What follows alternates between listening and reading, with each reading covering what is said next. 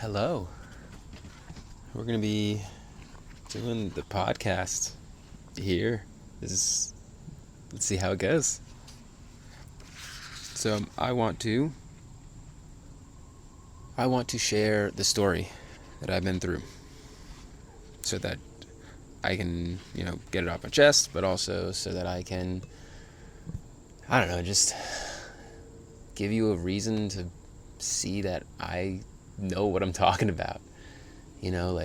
I first started this journey with this big idea that everything's connected. I already mentioned I had to put it into a big book. I did. It's on my website. It's for free. You can read it now. But I had to do this thing, and I had this big idea. And I would talk to people about this idea, and it was big, like really big. You'll see if you open up the textbook. I've made it a textbook, right? That's the word I needed to use to describe how big it was. Because when I was a kid, the biggest books were the textbooks from school because they're huge. And I made one, right? Just because this idea was so giant. And so when I would be trying to share the idea with people, I didn't quite know how to use the right words to simplify it, the right words. So I would hear a lot of people saying, oh, that's great. All these are really nice, great things, but that's not how the world works. It's not how it's going to happen. You'll see when you're older. A lot of times they would tell me that one. Immediately, like I would say the optimistic thing. I would say something really optimistic, and immediately they would just ask me, how old am I? They would immediately think that I did not know what I was talking about. And I think it's because a lot of my ideas have some childlike imagination to them, because living life in the world is tough because limited resources, and things are hard when it's not set up for you to succeed. And sometimes you're not set up to succeed. That's just how it is. And so life means that you have to deal with other people, and there's many people who are dealing with all sorts of things, and so then you're going to learn your lessons based on your experiences. And so people would write off my ideas because maybe they said I did not have enough experiences, or it didn't match enough with their experience that they know best because they're however many years older than me, and so they've been around for a while. So actually, in a way, a lot of this journey that I'm going to be describing in these next few episodes is going to be just the journey from like that point to here, where I still have the same thoughts, but I've been through some stuff now. I have some experiences, so please allow me to share my experiences, so that way, you might want to listen in. All right, so the first thing is I headed out, right? I was 22 years old. I had lived my whole life in North Carolina. I was tired of the trees, and I got myself a job in California. What I did not know was that this job, we'll get to that. I was excited, I was about to go across the country. I had never been all the way over there, at least not when I was aware of it. I think I flew to California once, but kid flying. I was about to drive, and my car was definitely not going to make it, so I bought my dad's car, but it was a stick shift, right? So I had never driven a stick shift, or at least I had tried to drive a stick shift, and my dad, he tried to get me to start it, first gear. And then I did that 2 successful times, and he's like, all right, bring it around to this hill. I'm going to have you park it this way. Now I'm going to teach you how to start your car without turning the engine. And I'm like, I don't think I need to learn tricks before I've mastered the basics yet. But here we go. And so that was that day, we tried a couple times, and then we gave up. And that was my training for stick shift. And now I had a stick shift car, and I was about to drive 3,000 miles. Granted, we have cruise control, which is helpful, but yeah, it's just, here we go. So I jumped in the car, got my life packed up, and started heading out. I went through the Appalachians. I was going to pick up a buddy of mine a guy called Xerxes. I was going to pick him up, and we were going to go across the country because he agreed to join me on this adventure. We'd maybe split some gas, some food, and he would get a flight back at the end. It'd be a cool, like, send-off after college. Like, all right, yeah, we're in the real world now. And I picked him up in Kentucky, and yeah, he got in the car, and I said, hey, have you ever driven stick before? And he said, no, not at all. And I said, great. And so I gave him about maybe 20 seconds of a lesson. Maybe we may have gotten a full minute with his, trials. And then I was like, head on that highway, we're going west. And then I proceeded to pass out in the passenger seat. So this man's first time ever driving a stick shift car is on a highway for a long time. And he told me that we ended up pulling into a hotel. I think we got to Ohio or something. And he pulled in the hotel and he said, well, I didn't know what to do if I got off the highway, so I figured I'd just let it roll until we got into a hotel parking spot. Well done. He crushed it. Yeah, so we kept going, pretty much sprinted, passed through St. Louis, got all the way out to the mountains because I had this Road Trippers app. I was on the ground floor of Road Trippers. No, it was a useful app, right? Like, it helped me learn about some of the stuff that was around because, so for me, I grew up, in my house, we had this puzzle, and like all the states were different pieces of the puzzle, and you can put them together. And all the states were just colored like a singular color. And so for me, when I'm driving through these places, I'm surprised that the land has color. Some places are more green than I thought because the picture that I was playing with my puzzle, like that state was yellow, like Wyoming was yellow in some parts, but some parts were green. And then I get to Utah, and oh my goodness, Utah was purple on my map. You guys, Utah is red. Oh my goodness, there's definitely other colors there, but like the ground, the earth, it's Mars, and there's also plants, so it's Mars with plants. And then also, like, whoa, it's huge. So I first was able to learn this, I think it was Nebraska was when we first started asking the question, what state are we in? Because we were passing through them, East Coast, we're in this state now. Oh, we crossed the line. Did you know? No, like a couple miles back. And now we're in Nebraska. And so, like, we're still in Nebraska, like we're driving. It's still Nebraska. Like, that's just, we're heading over. Eventually we get to, the wide open space of Utah. I love these wide open spaces, like Midwest as well. Once the trees thinned out, I had a thing with the trees when I was younger. Just it felt kind of like it was trapping me when I was in college. And so getting out and seeing these big wide sunsets and these gigantic clouds, like huge storms, whoa, like the lightning bolts I've seen out there. Oh, but the sunsets, the whole sky, sunrise too if you're there for it. And then like Utah just gives you statues to appreciate while you're enjoying that giant sky. It's crazy. It's amazing. And while I was going out there, I had this big idea in my head. So like I had the theoreticals of science, right? Because I was a suburban kid who went to college, and I have a science degree. So most of my understanding of science comes from like classrooms and like pictures of stuff in textbooks, actually, right? Like how I learned is through this. And now I'm out in it. So, right, I was in a geology class, and my buddy, he actually also took Geology 101. Actually, funny enough, I was a chemistry major, but geology was the maximum. So when we got into our first argument on this road trip, it was in Vedawu, Wyoming. And we started like actually yelling at each other a little bit about how those rocks got there. We had no idea, right? We're like yelling about metamorphic, igneous. We're using our vocabulary words that we both learned in Geo 101. I have no sway on him because we have the same level of education because we both learned it from a book, right? Being out there to see it, right? Like, it's huge. I'm pretty sure, I could be wrong, but like I think the Vedawu was igneous rock that got like deposited Yeah, it was originally igneous rock and it got deposited because it's a big old sea.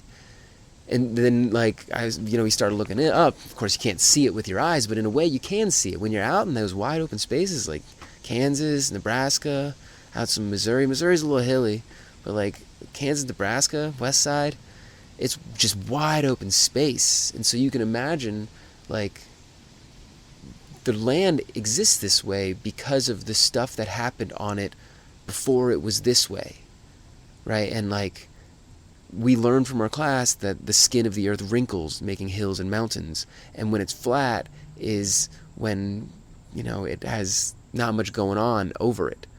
So like, something maybe still moving versus if something's fast moving, right? If it's a lot of wind, it's going to make dunes. If it's a lot of water, it's going to make river valleys and things like that. But like when it's flat, it's like, all right, what is this? And it's a sea. It's a shallow sea that existed over the central, slightly eastern like portion of the United States, went all the way down, and it's what formed into the river systems.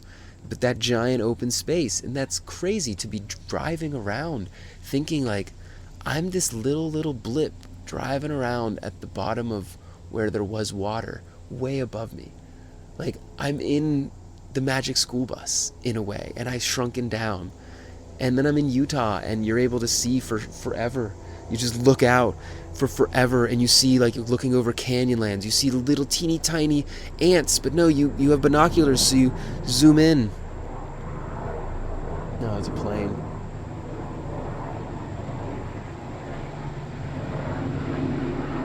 Oh, it's a helicopter. What's up?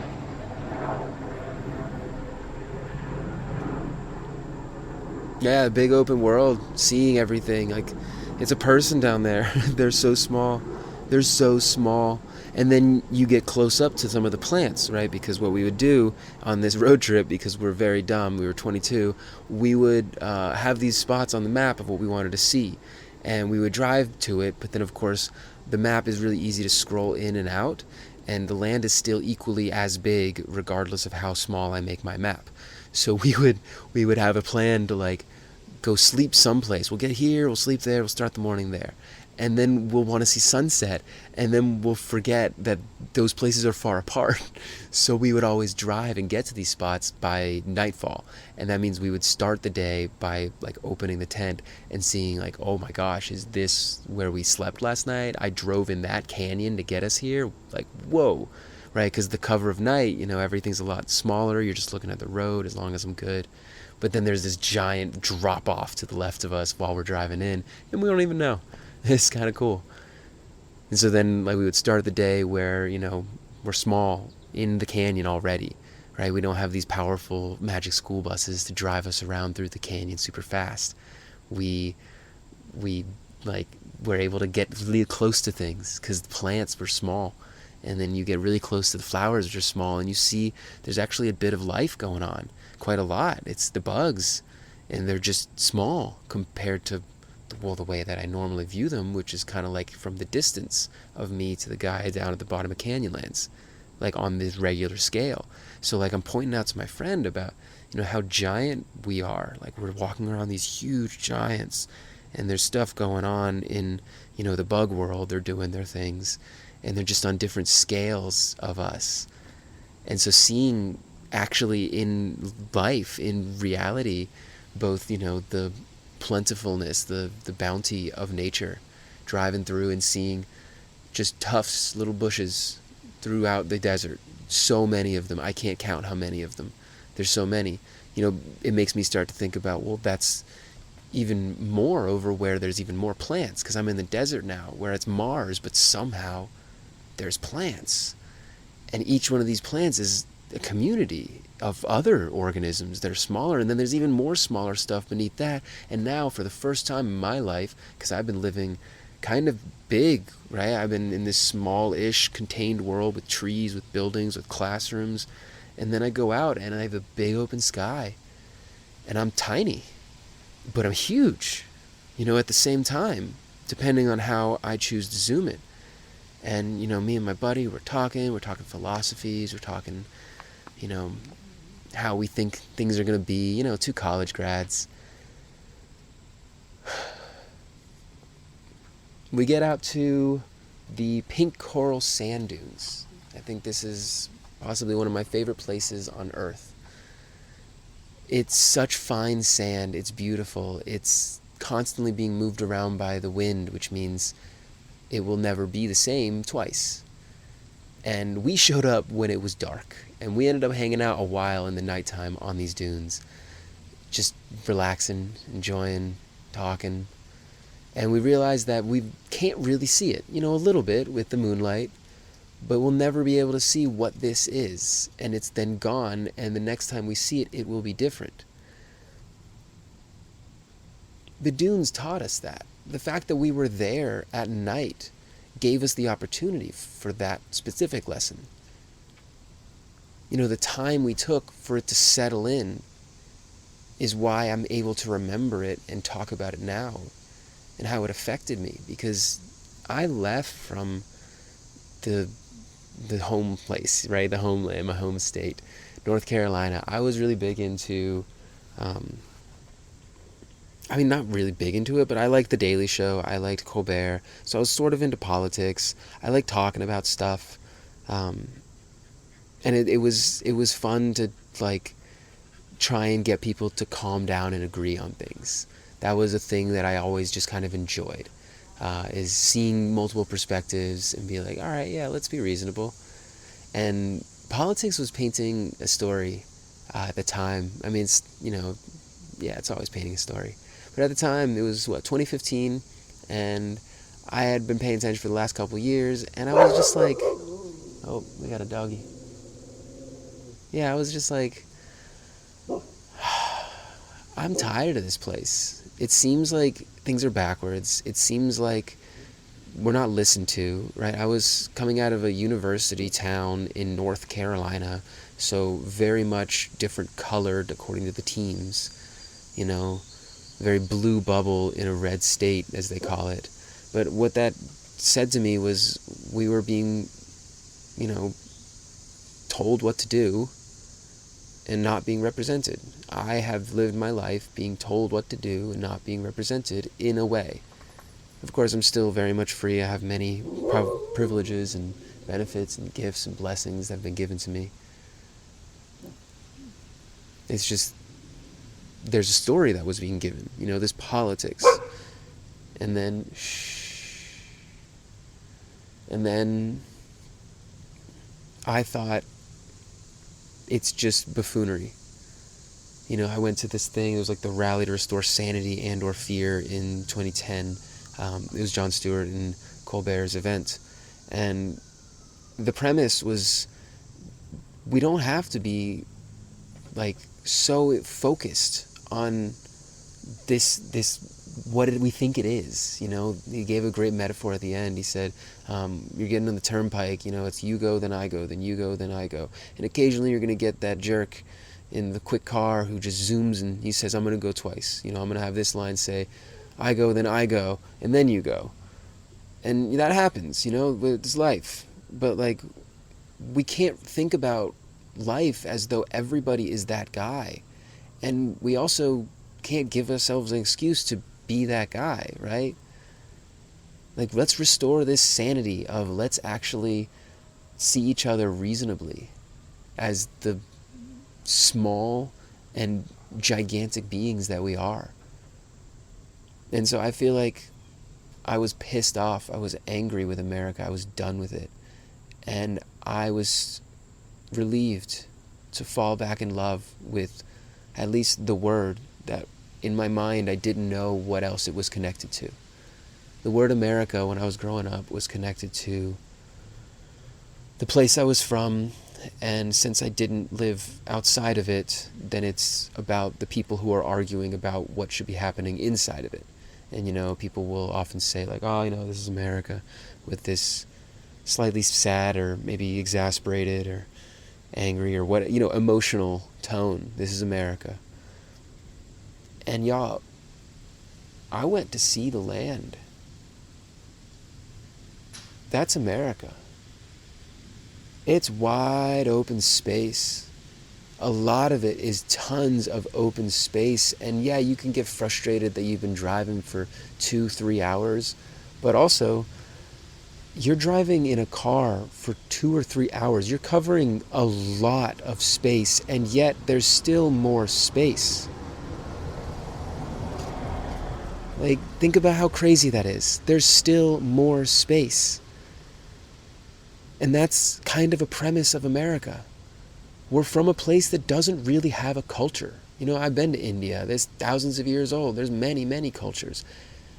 This land, there was people here, and they were pushed out, and that's happened. You know, we can talk about righteousness, justice, whatever we want to talk about, but it's a thing that has happened. And so now we are this country that exists with a bunch of cultures, all mixed onto one space, one land, and this land is actually huge. Huge. There's so much space here. And it means that there's so much opportunity here.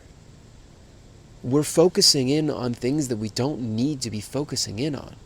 You know? It's little worlds. And there's so much bigger worlds beyond those little worlds. Because I'm not any more right than anybody else. You know, the news says something happens, or at least they call themselves the news. They say something happens. They give their opinion. They are equally right as everyone else in the world, because everyone else is equally wrong as them. Everybody's right and wrong, you know? Putting out your thoughts, putting out your opinions is your freedom to do. And I can choose to listen or not, if I want to. That's the beauty of the America. Right, I'll finish with this bit. I remember the more point when I knew I was in the wide open space. We were driving, right, east to west. And we go out there. We're driving through, you know, the woods, Missouri. Still cops, you know, planted. East side, there's a lot of cops that use the trees to hide because they want to, you know, like, catch you for speeding.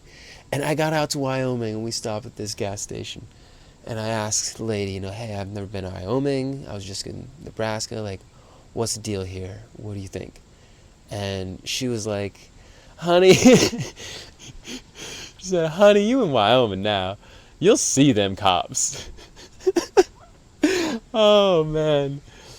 Oh, it's beautiful.